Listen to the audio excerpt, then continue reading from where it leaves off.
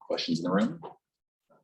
Josh, the game was pretty much a defensive grind for the vast majority of it. How do you all kind of stay in there and just dig out stops possession after possession the way you did? Yeah, it was. And I mean, we were good, I think, for 46 minutes we played, I think our defense was good all game. Obviously PG got really hot in that second half and we played good defense on him. He was hitting tough shots and you give credit where credit's due there, and he's a hell of a player and makes some big plays for them down the stretch. But I think overall defensively we stuck to our schemes. We rotated well. We made good reads, and I think as I said, they made a lot of tough shots, and got to give credit to them on that. But I think overall we're happy with how we're tracking in that on the defensive end of the game, and I think we're making strides in that area. Shea had, I think, 15 in the third quarter. Just your perspective as you're out there on the floor or watching from the benches, he's doing that.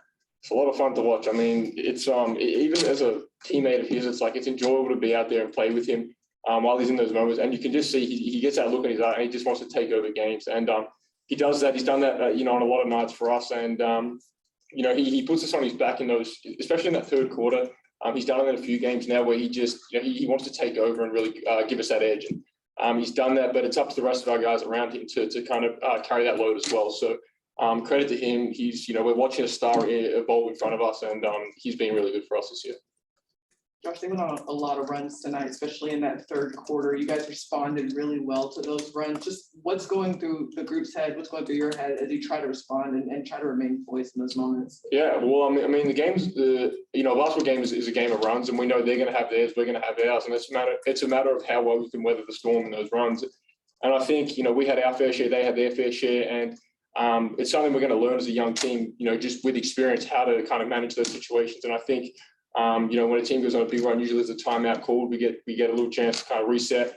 But if there's no timeouts, it's up to the guys on the floor to come together, at a dead ball or free throw, whatever it is, and kind of tighten up and then figure out what we've got to do to, stop their run. And I think, as I said, that comes with games, that comes with experience. And I think we're going to learn that over the course of the year. But, in those situations when it's a close game down the stretch, we're going to have to learn to, that game was in our hands and we let that slip.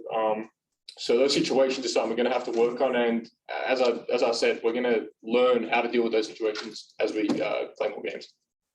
Josh, after a slow first half, you really got it going in the second half. Was there anything different for you personally from that first half to second half? Not really. I mean, stuff just stuff started opening up. They started doubling Shea a bit more. It allowed us other guys to get on the ball a bit. So nothing changed. My mindset's the same. All 48 minutes. But I think in that first half I was a little bit passive. I took a couple tough floaters. I wasn't really getting downhill, trying to create for other guys. So I think in that second half, I just put more of an emphasis on, getting in the lane. So when the defense collapsed, I can kick it out or finish myself. So that was my mindset going into that half. Anything on Zoom? Christos, go ahead. Christos Altas.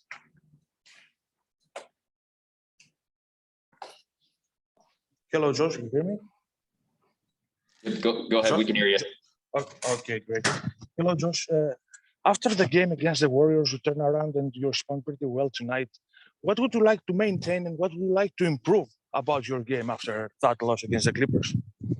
Yeah, I mean, it was definitely progress from the Golden State game. The Golden State game was tough. We missed a lot of shots. I mean, defensively, we held them to 90-something, which is a winnable game. And, it just came down to our offensive end. So we know we're making progress on the defensive end, and I think that's something we're going to have to continue to do.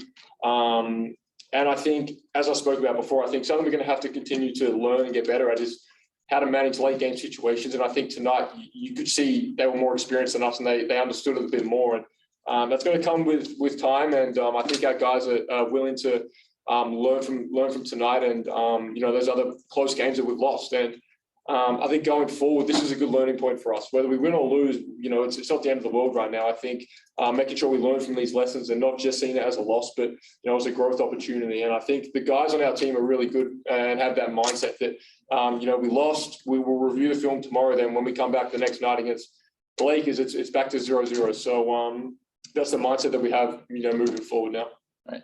Next question, Myron Patton. Yeah, it looked like you had a couple times there late in the fourth quarter. You were going at Paul George. I know you're early in your NBA career, and I guess every game's a learning experience, but your confidence, I guess, is there. You're growing, I guess, with each game.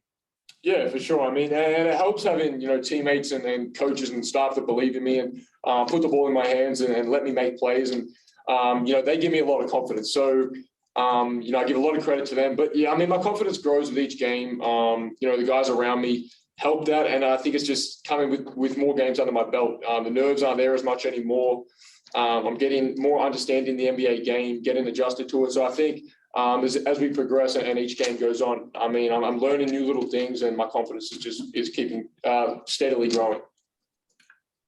Last question to Nick Crane. Go ahead, Nick. Yeah, kind of similar to Myron's question. It seems like whether it's the first 2 minutes of the game or the last 2 minutes of a close game, you're equally as kind of calm and level-headed, which is pretty rare for a 19-year-old. Do you attribute that to your NBL experience, or is that more of a personality thing, or where do you get that kind of level-head mindset late in games like this? Yeah, I'm not really sure. I mean, it's not really something you can teach, being under poise and staying calm, but I've had that from a young age, and just I love the big moments, and that's when I wanted to have the ball in my hands and want to bank plays, because I don't get rushed, I don't get sped up in those times. And I mean, I'm young and I'm going to learn. There was plays tonight down the stretch that I could have made I took a float, I got blocked in transition, like just little small things like that I'm going to learn over time.